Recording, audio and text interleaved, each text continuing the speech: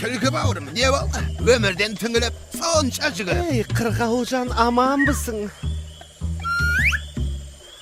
Oylap otursam осы жасында жазықты, жазықсыз талай тышқанның түбіне жетіппін. Соған өкініп өз-өзімді кешіре алмай жылап жатқаным ғой. Кіп-кішкентай тауықтар мен тышқандардың не кінәсі бар еді?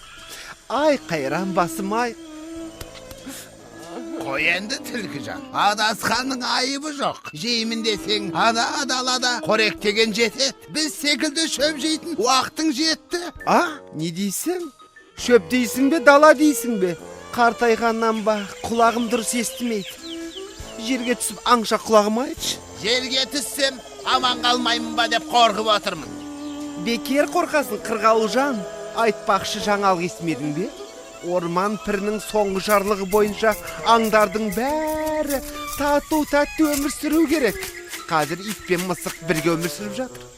Сондықтан менен бекер қорқасын. Кел жерге түс, әңгімелесейік, сырласайық. Ананы қара, иттерін ерткен аңшы келе жатқан секілді.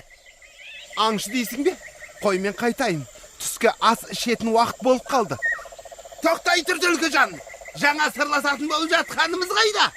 Кел, мына аңшы бар. Бәріміз отырып, бәр шер тарқатып әңгіме айтайық. Кейін бір уақыт келгенде отырармыз. Жаңағы орман пірінің шығарған жарлығы бар емес пе? Кім біледі, олар әлі естіген жоқ шығар. Әй, қу түлкі, қу түлкі.